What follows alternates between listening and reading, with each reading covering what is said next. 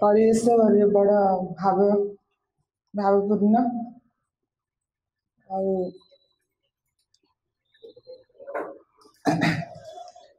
से परिवेश रे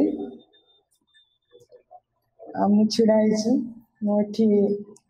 कहवाक सुजोग पाई से पवित्र जो गृह पूर्व कही से आम पार्टिसिपेट करुचु से आमर गौरवर विषय आम निश्चित भाव में गौरव मु निजक निजे धन्य मन कर विषय टुवर्ड्स मु actually prepare let us rise to the highest consciousness एका भली विषय टुवर्ड्स हायर कॉन्शियसनेस बोधे अच्छी चैप्टर सब्जेक्ट अच्छी जदि एक्चुअली देखा आमर जो जीवन सब्जेक्ट जदि देखा टुवर्ड्स हायर कॉन्शियसनेस ताले आम जदि एबे वर्तमान चारिआड को देखिबा ताले निश्चित भाव अनुभव करिया जे किछि ना किछि गोटे चेतना साधारण जीवन रे हस्तक्षेप करुछि जहा फल बहुत घटना गुड़िक घटी जाऊँगी जहाँ घटवा कथा आम केवे भी भाभी पार नथिलु हठात से घटना घटी चलछि साधारण माने अति कलेक्टिव कॉन्शियसनेस रे भी से चेतना निश्चित भाव में कार्य करछि किंतु मु आलोचना करी जेतेबेले कार्य करुछि एक विशाल क्षेत्र रे से चेतना सेतेबेले आम निज तापाई किपरि निजको प्रस्तुत करिया किभली भाव से उच्चतर चेतना आड़क बा उच्चतर चेतनार आरोहण रे निजको सामिल कर परिबा ता पूर्व आमको निजे से कौन करने पड़ो निज आड़ को देखा पड़ो निजको तन्न तन्न करी जेमती माई ऑपरेशन करती ठीक सेमती आमे आम भीतरटा को निश्चित भाव बाहर तो काटिकुटा पारे तेणु कौन कर ना भीतर को कौन कर ना तन्न तन्न करी आमे ताको ऑब्जर्व करिया साधारण भाव में कौन धरा जाए साधारण भाव में आम समस्त साधारण लोक साधारण भाव में जो चेतना आम अच्छे आम भावु आम सरफेस कॉन्शियसनेस रे एबे जहाँ मु अच्छी एटा ही मोर कौन ना एटा ही मु पूरा साधारण भाव में मु जेमती चलुची मु जेमती कथा कहूची मु जेमती भाबुची मु जेमती प्रतिक्रिया प्रकाश करुची एटा ही मु बोली हमर आइडिया था किंतु श्री अरविंद कहते जेमती एटा बिल्कुल सत नुह आमे जो हमर आमे जहाँ को संपूर्ण पर्सनालिटी बोली भाबुचु व्यक्तित्व बोली भाबुचु सेटा हला क्षणिक मोमेंटरी पर्सनालिटी कौन अच्छी ना जेमती एबे तो वर्षा दिन चलची जदि वर्षा बन्या बन्या प्रबल बन्या जदि गोटे मंदिर शिखर खाली दृश्यमान अच्छी बाकी अंश कौन अच्छी ना पानी भितर अच्छी आमे कहि परिबानी जे शिखरटा मंदिर मंदिर आहुरी भीतर अंश आहुरी गर्भगृह भितर स्वयं जो भगवान से आहुरी भितर अच्छा तेणु भीतर को आमको जीवाको पड़ो प्रथम आमको ये विश्वास कौन करने पड़ो जे आम जहाँ भावुचु आमर ये पर्सनालीटी जहाँ देखा आम साधारण भाव में जो अच्छु सेटा आमर सर्वस्व नुह आहुरी किछि अच्छी वर्तमान कंप्यूटर जुग समस्त आम गेम खेलुवा गेम खेलला बेले कौन हुए मुझे आमर चेतना कथा कहूँ गेम खेलला बेले भावे ए लेवलटा मत एक नंबर लेवल अच्छे लेवलटा खेल सारदे अच्छा एक नंबर लेवल सरला पर 2 3 4 5 6 एमती लेवल खोली खोली खोली खोली जाए ठीक से एमती आम जब आम भीतर को देखा ताहले कौन हम ना धीरे धीरे धीरे धीरे धीरे धीरे आहुरी विभिन्न स्तर आम खोली खोली जीव एवं आम ता प्रति उन्मुक्त हेबारे लागिथिबा। जड़े प्रश्न कर व्हाट इज अनकॉन्शियसनेस अनकॉन्शियस इन अस आम भितर अचेतन कौन माँ को जड़े प्रश्न कर माँ से उत्तर दूसरी but in fact everything is unconscious except the divine and it is only when one can unite with the divine that one re-establishes the true consciousness in one's being. The rest is a kind of mixture of semi-consciousness and semi-unconsciousness. केवल आम भितर किए conscious what is पचार प्रश्न पचरा what is unconscious इन अस आम कौड़ जा उच्चतर चेतना आरोहण करिया चेतना आरोहण करने अर्थ आम निश्चित भाव में अचेतन अच्छु वर्तमान परिस्थिति आम कौन अच्छु ना अधिकांश समय माँ कहते केवल तुम भितर जी अच्छा भगवान सी ही कॉन्शियस बाकी सब अनकॉन्शियस आम यदि दैनंदिन जीवन को पर्यालोचना करिया देखिए कौन ना आम अधिकांश समय अनकॉन्शियस केमती कौन लास्ट लाइन टा देखते कौन कहते rest is a kind of mixture of semi consciousness and semi unconscious पूरा पूरी अचेतन बोली माँ कहना सेमी कॉन्शियसनेस अर्ध चेतन अर्ध अचेतन मिश्रण आम सब केमती ना मु कौन आज धर खाइली कौन खाइबी मु पूरा पूरी उच्चतर चेतनार मु स्थिर करू ना बा मु आज कौन कली ना आज मो कर्म क्षेत्र को गली कर्म क्षेत्र में मोर देखिली मो क्लासरूम को गली क्लासरूम में जिते स्टूडेंट्स मान बिहेवियर मु देखुची से मु कौन कर जो आचरण कर जो रिएक्शन मो भीतर आसूची से केबे भी मु कहि परिबिनी जे से हला सचेतनतार लक्षण मुझे भावुची पिला माने अचेतन किंतु मो भीतर जो रिएक्शन भी आसूची सी भी जो आसूची सी आ गोटे अचेतन लेवल रु आसू बेले बेले सचेतन ठीक किंतु अधिकांश समय आम अचेतन अवस्था रही अधिकांश आम यदि निजे निज मुझे धर बाजार को गली बाजार रे मोर किसी किणवार अच्छी सपोज जोता किणवार अच्छी कि ड्रेस किणवार अच्छी जहाँ भी किणवार अच्छी सेतबेले मु को भलिया आचरण करछि मु सबु जदि आम निजे निजको छोट छोट कथारे आम निजे निजको कौन करवा देखिया पर निरीक्षे यदि निजे आम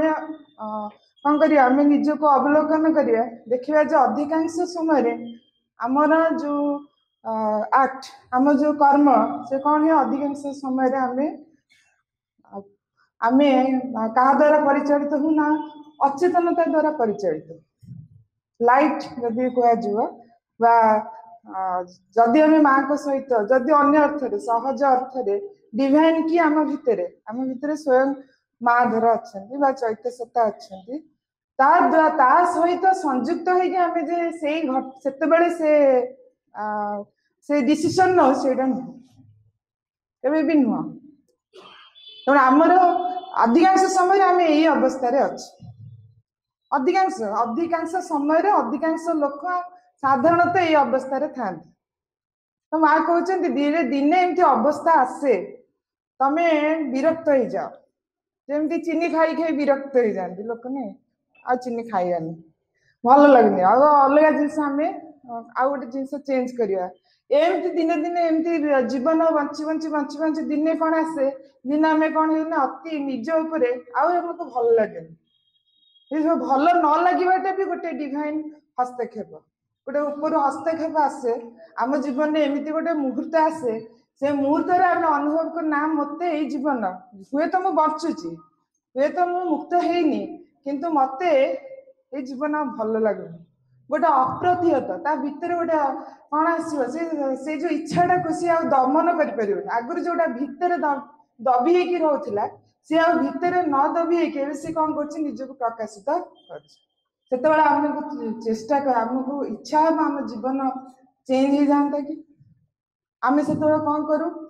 ना विभिन्न प्रकार बही खोजु विभिन्न क्या एमती खोजु क्या पाखक दौड़ू जे सी मत आश्रय मत साहाଯ୍य करिवो कि जीवन से जहाँ कहते आलोक मो उपर पड़े काले मो जीवन भी भल हो भाया ये भाया कौन करे ना मनीष आचरण करे से कौन हुए ना व्यक्ति सचेतन होगा आरंभ करे एटा ही first step towards the light higher conscious को जीवाई जड़े भाव जे मु प्रथम सचेतनता प्रथम डिसीजन जे ना मत ये भल लगुनि जिते समय जाए बुड़ीकी रही से समय जाए तो तुम बुड़ीकी अच्छे से समय जाए कौन मोर आस्पिरेसन ना जिते गोटे आस्पिरेसन आसला जिते गोटे आकुति आसला ना मत ये भल लगुनि गोटे जीवन चाहे मु सचेतनता चाहे मु नॉलेज चाहे इग्नोरेंस चाहेनी मु जहाँ करुच्ची जमती करमती करने चाहेनी मु चाहूँ जे मो कर्म जमी आलोकित हो मुझे भावु जहाँ भावुची से जमी आलोकित हो मु जहाँ प्रतिक्रिया प्रकाश करुँची आग भली प्रतिक्रिया प्रकाश करुँची चाहेनी मो जीवन यहीटा ही फास्ट स्टेप तो माँ कहते to be conscious first of all to be conscious first of all we are conscious of only an insignificant portion of our being for the most part we are unconscious आम आलोचना कले अधिकांश समय रे कौन था अधिकांश समय आमर अनेक अंश अच्छी अनेक आम बाह्य अंश सरफेस सहित आम परिचित आम समुद्र लहड़ी सहित परिचित समुद्र भितर कौन अच्छे आमको जदि जानवा हम समुद्र भितर को जीवाक पड़ो ठीक सेमती आम सत्तार उपरे जो लहड़ी आसूची ता सहित आम परिचित अधिकांश भाग सहित आम परिचित नुह it is this unconsciousness that keeps us down to unregenerate nature and prevents change and transformation in it It is through unconsciousness that the undivine forces enter into us and makes us their slaves. ये जो अचेतनता कबल रे जेते बेले जाए आमे अच्छु ignorance कबल रे जेते दिन आमे निजको भर्ती करिक रखिछु आमे ही रखछु आ के रखना आमे निजे चाहिए आमे बाहरी परिबा सेठु आमे जेते समय जाए अच्छु सेते समय जाए कोन हबा ने जेते मिजरी जेते दुख जेते कौन कह जेते hostile forces undivine forces enter into us and makes us their slaves लोभ अच्छी लोभ द्वारा मु परिचालित होची तेणु लोभर जहाँ जहाँ से कह मुझे करी तापर मु कौन कह मु तो मोर हाथ गोड़ बंधा एमती जो धारणा अच्छे आम तो साधारण मनीष संसारी मनीष आम द्वारा किसी हेनी एमती जो धारणा थाए ये है कौन है अचेतनता अनकॉन्शियस लक्षण या द्वारा कौन हुए ना अनडिवाइन फोर्सेस आम भीतर को आसे एवं आमको कौन करे आहरी चेतनार उत्तरण घटेनि वरन कौन हुए ना अवतरण घटे निम्ने आमे आमे कौन करू चेतनार साधारण भाषा कहले आमे तल को खस जाऊ आमर उच्चर मान उच्चतार आरोहण आमर न थाए कौन करने को पड़ो ना you are to be conscious of yourself first. You must awake your nature and movements. You must know why and how you do things or feel or think them. You must understand your motives and impulses, the forces, the hidden and apparent, that move you. In fact, you must, as it were, take to pieces the entire machinery of your being. तो प्रथम कथा हमको कौन करने पड़ो you are to be conscious of yourself प्रथमे किसी घटना घटे घटाइबा पूर्व सी कौन हो भी मान लिखिं you must awake your nature and movements तुम प्रकृति एवं तुम गतिवृत्ति तुमको कौन होगा पड़ो ना अवेक आउ तुम शोई पड़े हम ना तुमको आमको कौन करने पड़ो ना जागृत होगा पड़ो you must know why and how you do things तुम कहीं किपरि करुच बर्तमान तुम देख तुम जानवा पड़ो आम कौन कहीं हसिल जानी कहीं कांदिल जानी निजे यदि निजक देखा सी कहला बोली मु रिएक्शन कली निजर किसी गोटे जमी ना सेमती हेनी कौन हम ना you must know why and how you do things और फील और थिंक देम निजर प्रतिक्रिया केमती रोची केमती तुम भावुच केमती तुम चिंता करछ you must understand your motives and impulses तुम उद्देश्य तुम इम्पल्स कौन ताकू मध्य तुम बुझिया को पड़िबो दी फोर्सेस हिडन और अपरेंट हिडन ता पछरे पछर पश्चात आउ किछि गोटे मते प्रोत्साहित करूनी तो पश्चात आउ किछि मते कहूनी तो कार्य करियो मते से गुडा देखिबा को पड़िबो अन्य अर्थ रे that move you in fact you must as it were to take to pieces the entire machinery of your being आमर जो being सत्तार जो machine अछि ताकू कोन करियो माकुचन ताकू तुम छोट छोट खंड करिवो एवं प्रत्येक खंड को तमे ताकू देखिवो once your consciousness it means that you can distinguish and shift things जतबेले कॉन्शियस हे जीवो तमे डिस्टिंग्विश कर परिवो तमे कर परिवो कोन ना को फोर्स तुमको ऊपर को नब को फोर्स तुमको तल को नब जानि परिवो सत्य और मिथ्या मध्य रे प्रभेद जानि परिवो ए सब तमे जानि परिवो सेतेबेले कोन हबो जतबेले जानि परिवो सेतेबेले जहा से कहूची सेथिरे तमे करिवो से मा कहउछली you will have to be patient ना जतबेले जानिले you have to act right strictly up to your knowledge जतबेले तमे जानिलो सेतेबेले तमे जा जानुछ से अनुसार स्ट्रिक्टली काम करबा को पड़े ताहले जाई कि कोन हबो ना एथि छलना करियबनी छलना का संगे रे छलना निज संगे तो छलना करिबेनी तेणु एथि कोन होय ना स्ट्रिक्ट डिसीजन नेबा को पड़े गोटे उदाहरण मा दउचंती रिमेनिंग इन हायर कॉन्शियसनेस रे रही कि तमे किपरि काम करियो जे मागुच the safest way is precisely not to go down it is to remain above and from there to put a pressure on the below गोटे उदाहरण दे कहउचंती सपोज कोन हला ना तमे तुमको क्रोध बा राग क्रोध आसिला क्रोध आक्रमण कला से कोड आसे ना सबकॉन्शियसनेस रो आसे माँ कहते से आम कौन करवा ता भितर रागी जी ता भितर पशि जावानी निजे रागवानी ताको कौन करवा निजको अलगा से करदे से अलगा करी कौन करवा ना से माँ को फोर्स अप्लाई करवा तापर कौन करवा ना तापर सी तार काम कर ये आम कौन कले ना ऊपर गोटे कार्य क्रिया है तल को आमको खसी जावाक पड़ा आम दैनंदिन जीवन में आम ठीक था भूल था ये जायस नहीं आम देखा आम चेतनार जमी आम तल को न खसी जाऊ सबुठी जमी कौन करूँ ना माँ को स्मरण रहे ना जहाँ आम डिसाइड कर अनेक यहाँ गोटे दिन काम नुह वर्ष वर्ष जन्म जन्मर काम यही कम आमको लगे पड़ो शेष सारी जड़े साधक लिखिं माँ को पाखक बहुत सुंदर message my dear mother I am happy with an increasing daily experience my mother is in my heart she who supports me guides me loves me she is the soul of this body and much more than that my dear mother I love you with all my heart माँ कहते I am happy with my increasing daily experience सब दिन मुझे अनुभव कर my mother is in my heart जे तुम्हें मो हृदय अच्छा she who supports me guides me loves me she is the soul of this body and much more than that सब दिन मोर एटा experience my dear mother I love you with all my heart